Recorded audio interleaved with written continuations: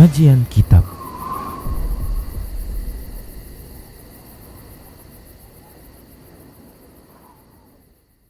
Bismillah, assalamualaikum warahmatullahi wabarakatuh. Innal hamdalillah nahmaduhu wa nasta'inuhu wa nastaghfiruh wa na'udzu billahi min shururi anfusina wa min sayyiati a'malina. May yahdihillahu fala mudilla lahu wa may yudlilhu fala hadiyalah. Wa asyhadu an la ilaha illallah wahdahu la syarika lah. Wa asyhadu anna Muhammadan abduhu wa rasuluhu sallallahu alaihi wasallam. Qala Allah tabaraka wa ta'ala, ya ayyuhalladzina amanu taqullaha haqqa tuqatih wa la tamutunna illa wa antum muslimun. Ya ayyuhan nasu taqu rabbakumul ladzi khalaqakum min nafsin wahidah wa khalaqa minha zawjaha وبث منهما رجالا كثيرا ونساء واتقوا الله الذي تساءلون به والأرحام إن الله كان عليكم رقيبا يا أيها الذين آمنوا اتقوا الله وقولوا قولا سديدا يصلح لكم أعمالكم ويغفر لكم ذنوبكم ومن يطع الله ورسوله فقد فاز فوزا عظيما أما بعد فإن أصدق الحديث كتاب الله وخير الهدى هدى رسول الله صلى الله عليه وسلم وشر الأمور محدثاتها وكل محدثة بدعة وكل بدعة ضلالة وكل ضلالة في النار. Para pemirsa Rosa TV dan para pendengar Radio Medan Mengaji di mana saja Anda berada, serta para pemirsa media-media sunnah yang terus serta menyiarkan kajian ini. Alhamdulillah, segala puji hanya untuk Allah, zat yang selalu memberikan nikmatnya kepada kita. Salawat dan salam kita ucapkan untuk Nabi kita Muhammad sallallahu alaihi wasallam. Semoga Allah Subhanahu wa taala memberikan taufik kepada kita agar kita senantiasa berada di atas ketaatan kepada Allah dan Rasul-Nya. Semoga Allah Subhanahu wa taala memberikan kenikmatan, kebaikan dan kebahagiaan dalam kehidupan di dunia dan di akhirat kita. Baik para hamba Allah rahimani wa rahimakumullah, teruntuk kepada para media yang turut serta menyiarkan kajian ini, kami ucapkan syukran jazilan wa jazakumullahu khaira. Baik para hamba Allah rahimani wa rahimakumullah, kita lanjutkan pembahasan kitab Minhajul Muslim di bab yang ketiga, masih tentang bahasan akhlak, dan kita masih juga menyebutkan tentang akhlak murah hati, suka memberi, saling berbagi, serta berempati. Baik para hamba Allah rahimani wa rahimakumullah, di antara bentuk-bentuk murah hati, sifat, sikap, akhlak murah hati adalah berikut ini. Yang pertama adalah seseorang ketika dia memberi, maka dia tidak akan membangkit-bangkit, mengungkit-ngungkit, menyebut-nyebut kembali pemberiannya, yang hal itu akan sangat mungkin menyakiti orang yang diberinya. Seorang mukmin, seorang muslim, ketika dia memiliki sifat murah hati, suka berbagi, saling memberi, berempati, dengan memberi harta yang dimiliki, maka ketika dia memberi, maka dia tidak akan menyebut-nyebut pemberiannya, dia tidak akan membangkit-bangkitnya, dia tidak akan mengungkit-ngungkit kebaikannya. Lebih-lebih dia tidak akan menyakiti orang yang diberinya. Baik para hamba Allah rahimani wa rahimakumullah, Allah Subhanahu wa taala berfirman di dalam surah Al-Baqarah ayat 264. Allah katakan, a'udzu billahi minasyaitonir rajim, ya ayyuhalladzina amanu la tubtilu shadaqatikum bil manni wal adha. Allah Subhanahu wa taala berfirman yang artinya, "Hei orang-orang beriman, wahai orang-orang beriman, janganlah kalian batalkan pahala sedekah-sedekah kalian bil manni wal adha, dengan menyebut-nyebut, dengan membangkit-bangkit pemberian yang telah diberi, wal adha, dan menyakiti orang yang diberi." Baik para hamba Allah rahimani wa rahmakumullah, sebagian orang tatkala dia pernah memberi kepada orang lain, terkadang tatkala dia mendapatkan sikap yang buruk dari orang yang pernah diberinya, maka terkadang dia menyebut-nyebut kembali pemberiannya, dan terkadang ungkapannya menyakitkan orang yang pernah diberinya. Baik para hamba Allah rahimani wa rahimakumullah, tentunya ini tidaklah pantas. Ya, ini tidaklah pantas. Karena itu sangat mungkin untuk membatalkan amal. Hal itu akan membatalkan amal. Bahkan kebiasaan ini merupakan kebiasaan orang-orang yang suka riya. Orang-orang munafik yang menampakkan amal-amal kebajikannya, yang tidak beriman kepada Allah dan hari akhir tempat kembalinya. Allah Subhanahu wa taala melanjutkan ayat tersebut dengan mengatakan, "Kalladzi yunfiqu malahu ria'an nasi wa la yu'minu billahi wal yaumil akhir." Seperti orang-orang yang menginfakkan hartanya karena riya kepada manusia, menampakkan, memperlihatkan amalannya kepada manusia. Dan seperti orang yang tidak beriman kepada Allah dan hari akhir. Demikianlah yang mereka orang-orang munafik yang tidak beriman kepada Allah, tidak beriman kepada hari akhir.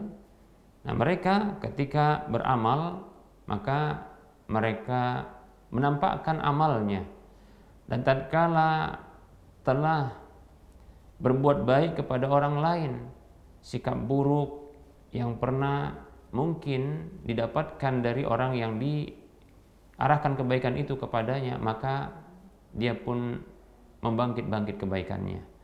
Ada pula sebagian orang yang tatkala memberi, walaupun tidak ada masalah pada orang yang diberi, terkadang orang yang suka memberi ini malah dia inginkan agar dia disebut-sebut.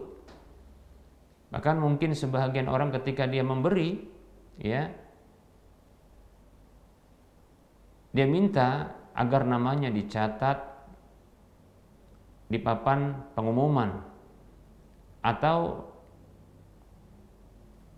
di flyer pengumuman atau apapun, yang jelas maksudnya adalah agar bisa dilihat oleh orang lain. Nah, seperti itu.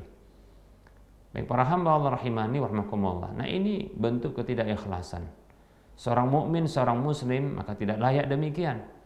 Ini bukan ciri murah hati. Ini bukan ciri kedermawanan, ya.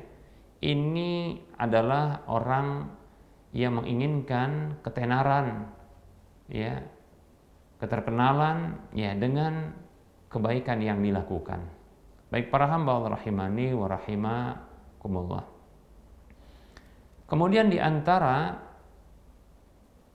bentuk-bentuk sikap dan sifat murah hati atas dasar keikhlasan hati, ketulusan hati, kemurnian hati, adalah orang yang memberi tersebut, seorang mukmin, seorang muslim, tatkala dia memberi, maka dia gembira dengan orang yang meminta harta itu darinya.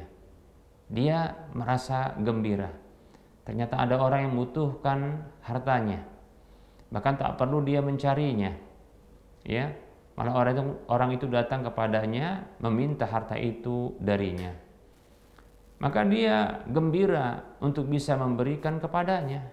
Demikian para hamba Allah rahimani wa rahimakumullah. Mengapa demikian? Karena sesungguhnya ada hak pada hartanya, hak orang yang meminta-minta ini. Sebagaimana Allah Subhanahu wa taala ya berfirman dalam surah Al-Ma'arij,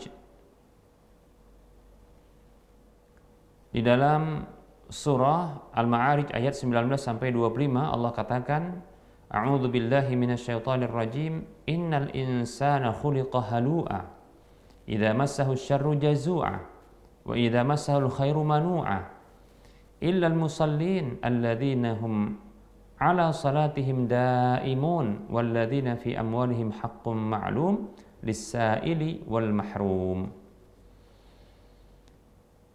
Kata Allah Subhanahu wa taala, sesungguhnya manusia itu diciptakan suka berkeluh kesah dan kikir pula. Apabila keburukan itu menimpanya, maka dia pun berkeluh kesah. Dan apabila kebaikan itu menghampirinya, maka dia menjadi bakhil, kikir pula. Kecuali orang yang salat, orang-orang yang salat, yaitu orang-orang yang senantiasa menjaga salat mereka, senantiasa berada di atas salat mereka, yaitu senantiasa melakukan salat. Dan orang-orang yang di dalam harta mereka ada hak yang jelas bagi orang yang meminta-minta dan orang yang terhalang rizkinya, yaitu orang yang miskin, fakir, dan demikian. Baik para hamba Allah rahimani wa rahmakumullah, orang yang suka memberi, orang yang memiliki sifat empati, orang yang suka berbagi, orang yang murah hati, maka dia senang ketika ada orang yang meminta harta itu darinya, karena sesungguhnya dia meminta haknya dan dia tidak pula susah untuk mengeluarkan harta itu darinya untuk orang yang meminta kepadanya. Baik para hamba Allah rahimani wa rahimakumullah. Berikutnya, di antara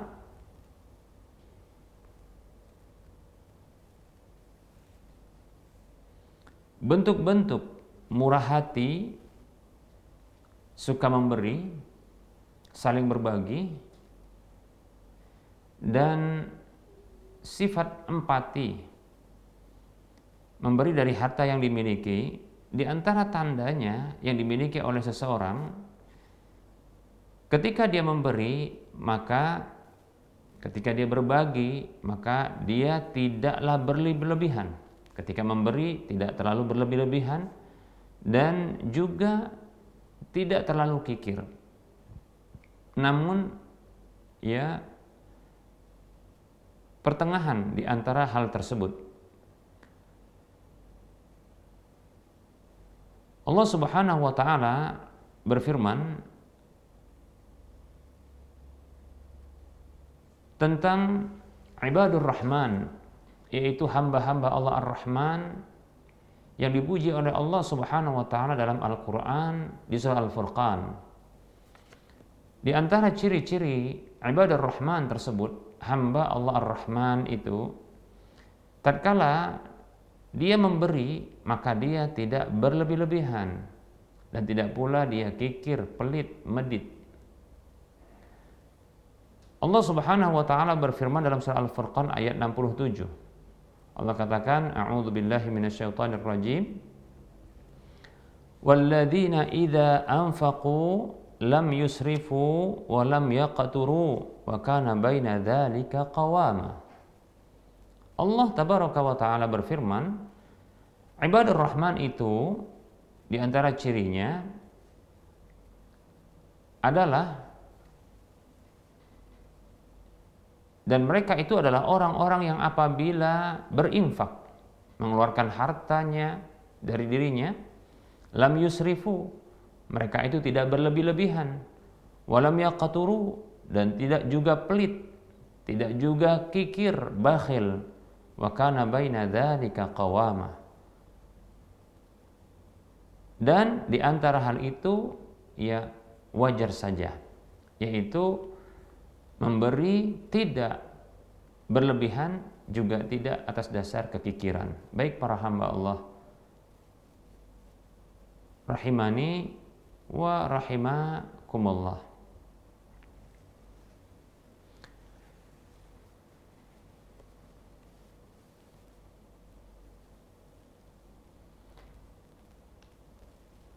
Berikutnya di antara bentuk-bentuk kemurahan hati, bentuk-bentuk suka memberi, bentuk-bentuk ya saling berbagi, berempati adalah ketika seorang mukmin, seorang muslim dia memberi, maka dia memberi berdasarkan rezeki yang Allah Subhanahu wa taala berikan kepadanya. Namun dia tetap akan memberi. Dia akan memberi dari apa yang telah Allah rezekikan kepadanya. Bila Allah Subhanahu wa taala berikan kelapangan baginya, maka Allah Subhanahu wa taala memberikan dari kelapangannya. Namun apabila Allah Subhanahu wa taala sempitkan rezekinya, ya, maka Allah Subhanahu wa taala maka dia pun memberikan ya berbagi berdasarkan apa yang telah Allah ya karuniakan berikan kepadanya, ya. Oleh karenanya Allah Subhanahu wa taala memuji, bahkan menyebutkan sifat ini adalah sifat ketakwaan yang dijanjikan ampunan dan surga oleh Allah Subhanahu wa taala. Di dalam surah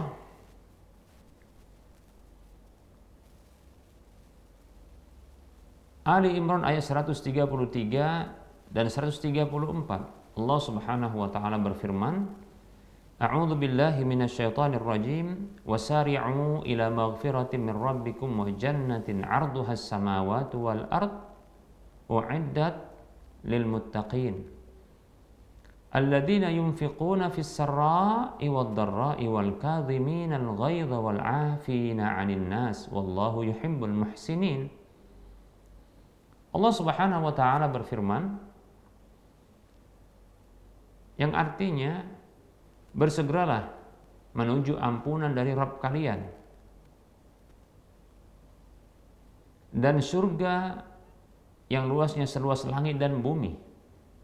U'iddat lil muttaqin, itu dipersiapkan, disediakan bagi orang-orang yang bertakwa, yaitu alladzina yunfiquna fis sarra'i wad dharra. Ini dia, yaitu orang-orang yang bisa dia berinfak dikala senang dan susah, dalam kondisi dia lapang dan sempit, dia tetap berinfak. Ini ciri orang yang murah hati, orang yang suka memberi, ciri orang yang berempati, suka berbagi. Dia tetap memberi, baik itu dalam kondisi dia senang ataupun dalam kondisi dia susah, dalam kondisi dia lapang ataupun dalam kondisi dia sempit, maka dia akan terus berbagi. Tentunya dia akan berbagi sesuai dengan kelapangannya dan berdasarkan ya kesempitannya. Nah seperti itu, ketika lapang maka dia akan berbagi berdasarkan kelapangannya, ya. Ketika sempit maka dia berbagi berdasarkan ya rezeki yang telah Allah berikan kepadanya. Demikian, ya.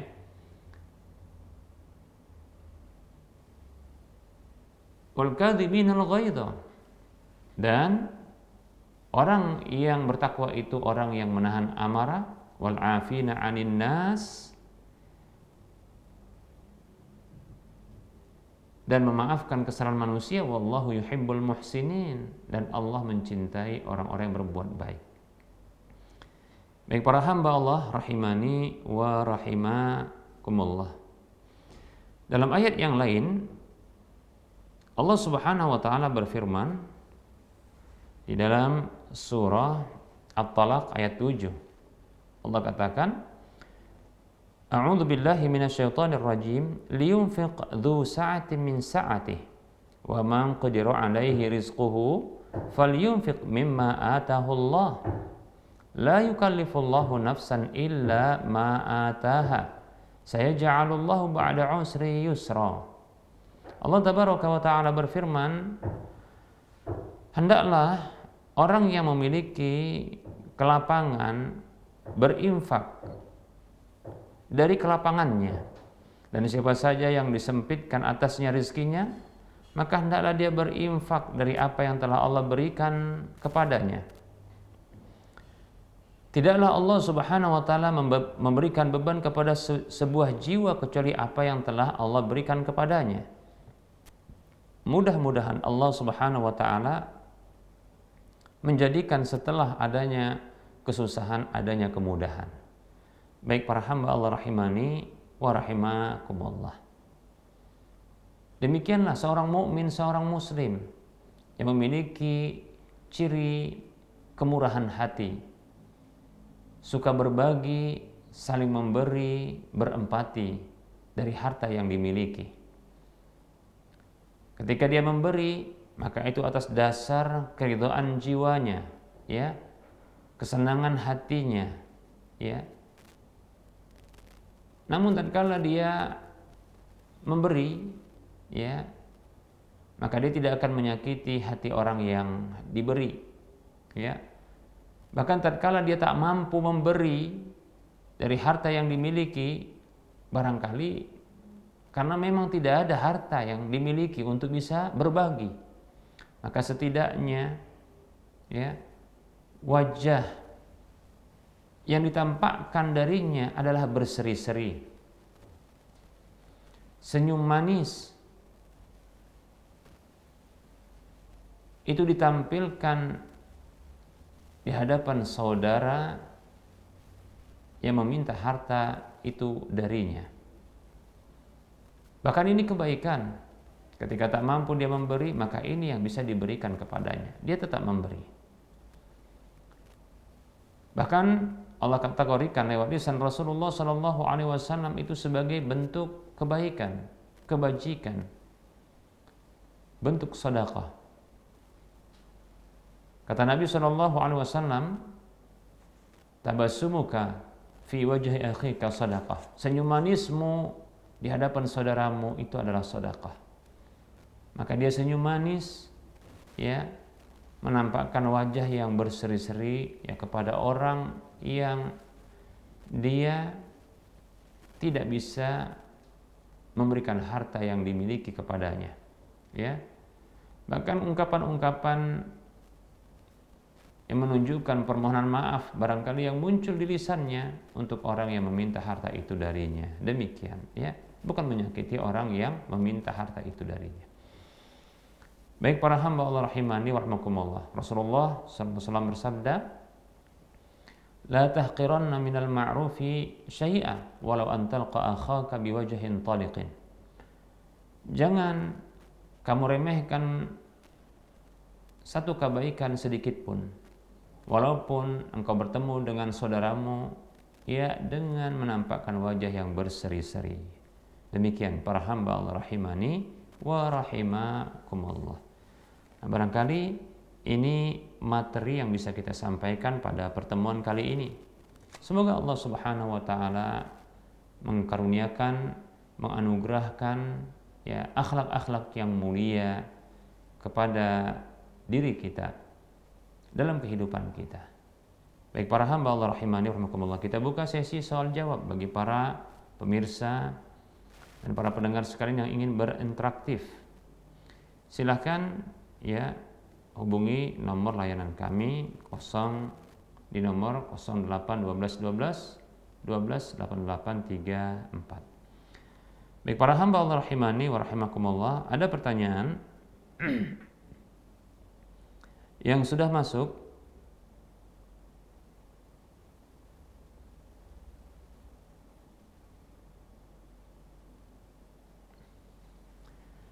Bismillah. Assalamualaikum warahmatullahi wabarakatuh. Ustaz izin bertanya, apa hukumnya kita menjual atau membeli pakaian atau sepatu bekas yang biasanya itu dibeli atau dijual dalam bentuk karungan, yaitu di dalam karung. Baik para hamba Allah rahimani wa rahimakumullah. Bismillah, waalaikumsalam warahmatullahi wabarakatuh.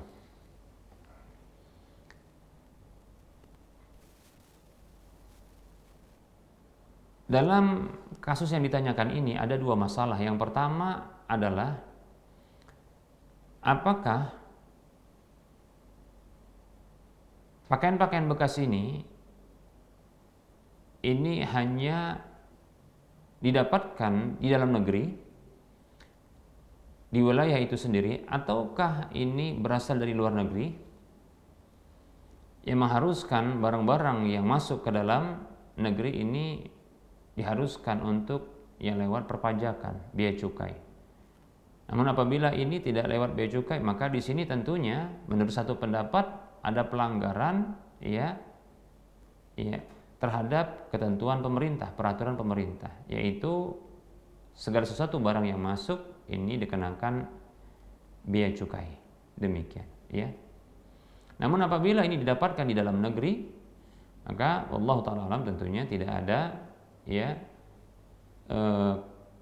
ketentuan atau peraturan seperti itu, maka insya Allah ta'ala masalah yang pertama ini aman. Kemudian yang kedua, apabila menjual belikan barang-barang baik itu baru ataupun bekas ya, dalam kondisi tidak diketahui jenis barangnya, baik itu ya pertama jenis barangnya, apakah itu pakaian, apakah itu sepatu, ya, apakah itu tas, ya, atau apa saja, tidak diketahui jenisnya, atau juga tidak diketahui jumlahnya, atau tidak diketahui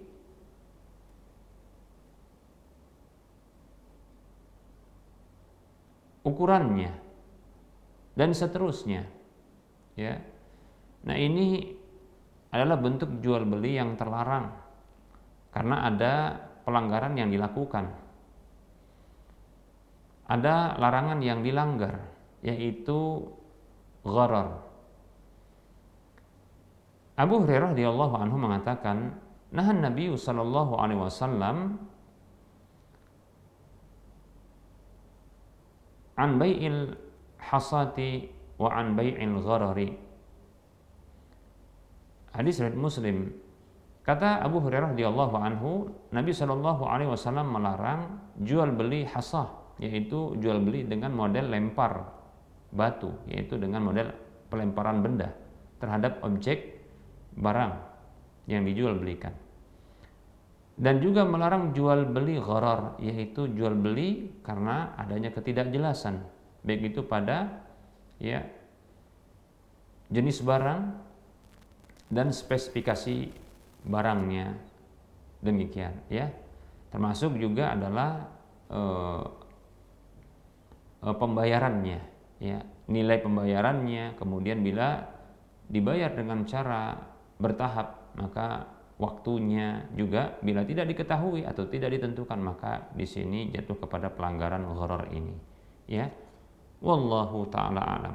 Nah, apabila jual beli ini tidak ada ya telah terpenuhi syarat-syaratnya dan tidak ada pelanggaran-pelanggaran padanya, maka insya Allah taala ya jual beli itu kembali kepada hukum asalnya, yaitu boleh. Allah katakan dalam surah Al-Baqarah 275, Allah mengatakan a'udzu billahi minasyaitonir rajim wa ahallallahul bai'a, dan Allah menghalalkan jual beli. Wallahu taala alam. Semoga bermanfaat.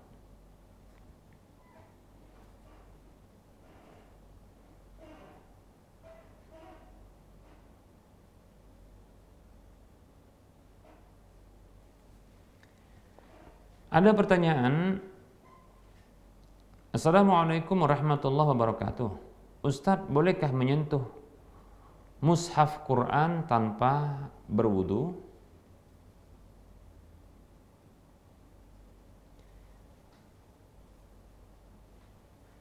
Bismillahirrahmanirrahim warahmatullahi wabarakatuh. Untuk kasus yang ditanyakan ini para ulama berbeda pendapat.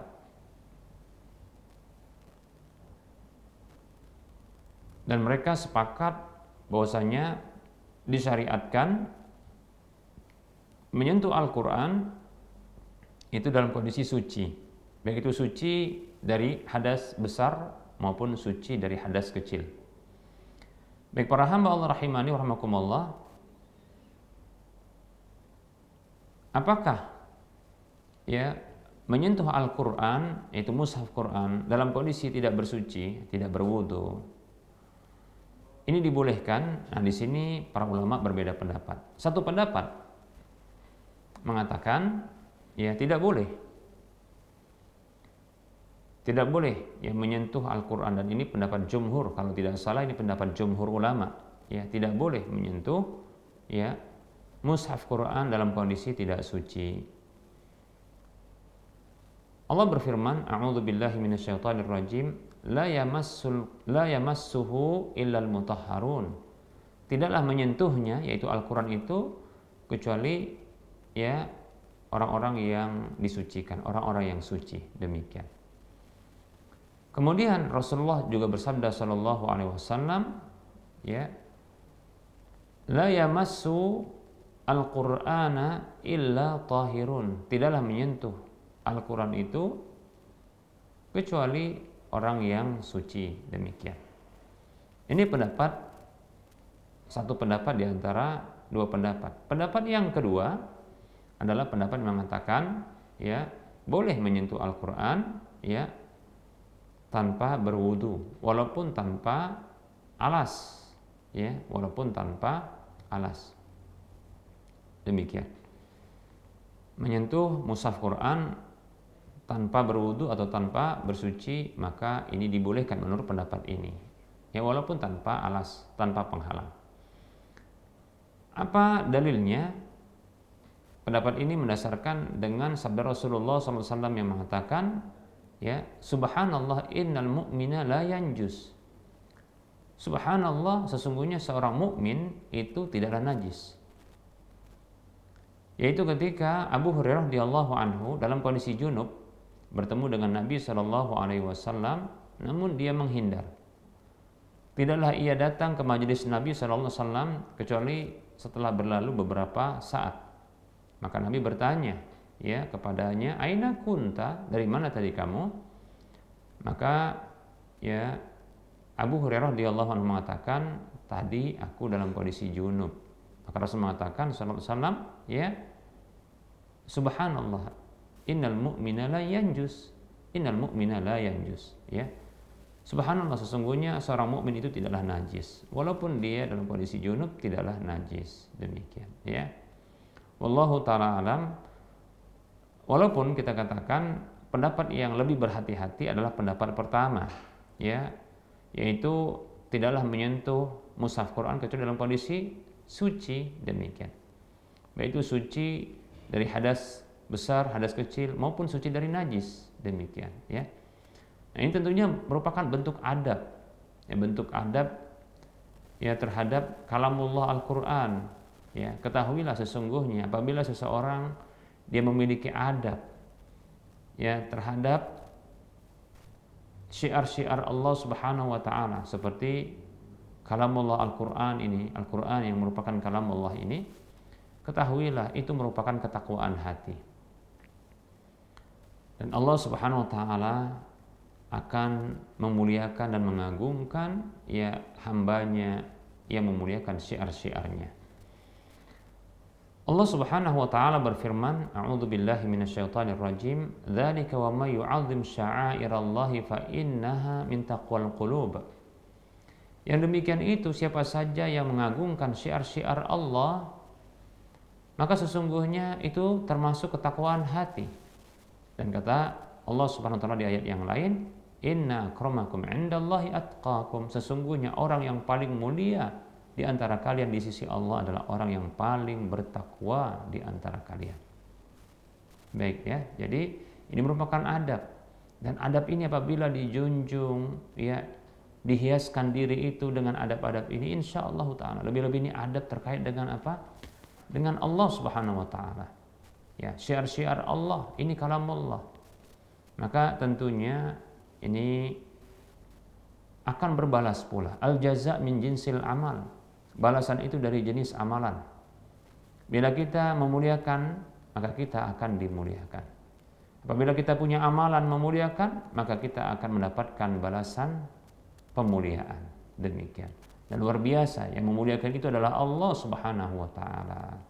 Bahkan kemuliaan Allah berikan ya di sisinya, di kalangan para malaikat yang ada di sisinya, begitu juga ya di kalangan manusia, insyaallah taala. Wallahu taala a'lam.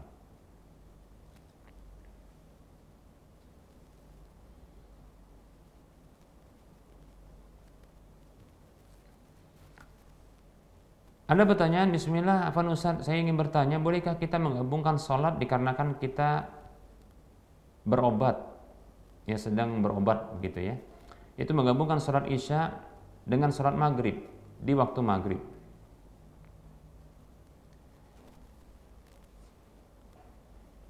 Bismillah,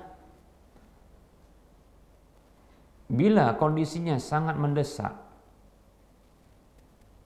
seperti contohnya seseorang yang akan melakukan operasi atau akan dioperasi. Karena untuk melakukan tindakan operasi ini untuk menyelamatkan dirinya.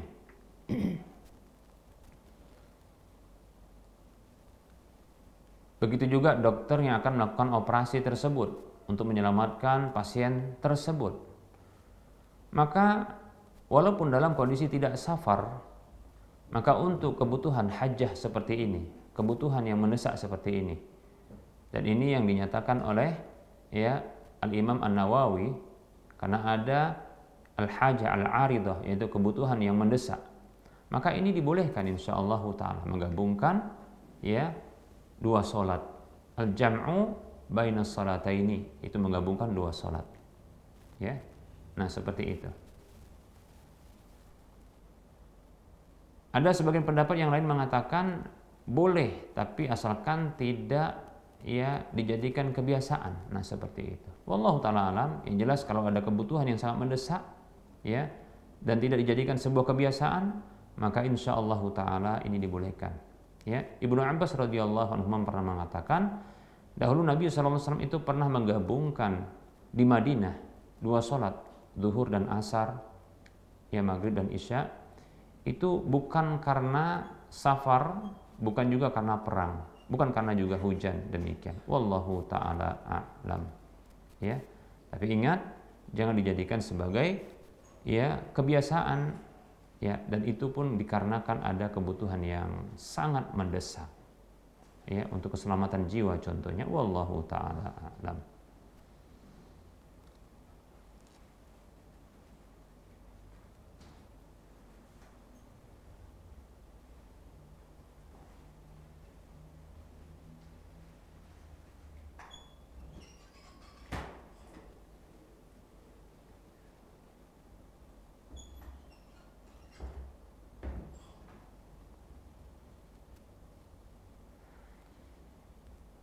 Ada pertanyaan, Ustaz, bagaimana mengenai ketaatan pegawai laki-laki kepada atasannya yang wanita? Apakah kita laki-laki apabila tidak taat kepada pimpinan atasan itu berdosa? Karena hakikatnya wanita yang menjadi pemimpin itu sudah menyalahi sunnatullah. Mohon pencerahannya, Ustaz. Semisal saya disuruh menghadap ke ruang khusus kepala sekolah, ya berdua saja, atau mungkin ada beberapa wanita lain di ruangan tersebut, hanya saja saya sendiri, itu bagaimana? Baik, ya. Jazakallah khairan.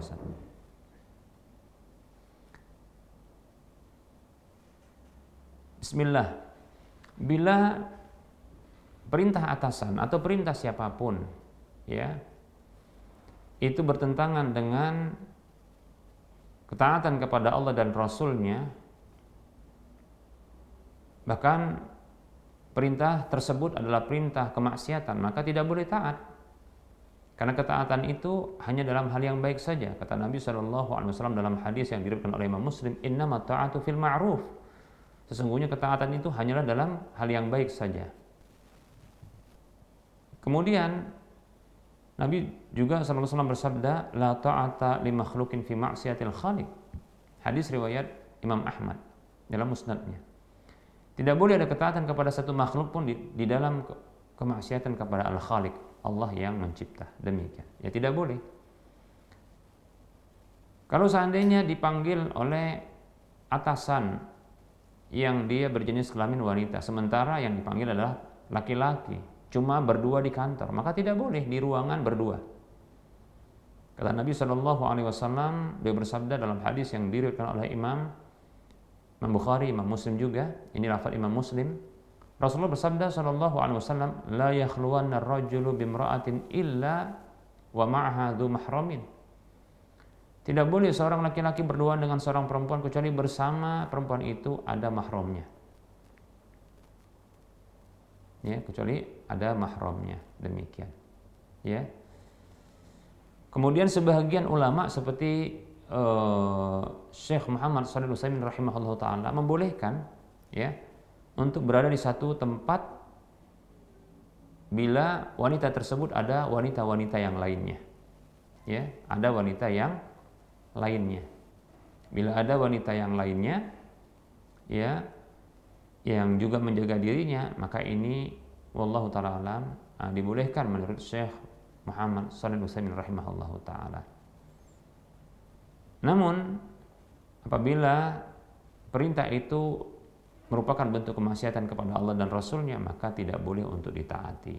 Hanya saja mungkin bahasa yang disampaikan adalah bahasa yang bijak, demikian, sembari memberikan edukasi bahwa perintah tersebut ini bertentangan dengan perintah Allah dan Rasulnya. Wallahu ta'ala alam.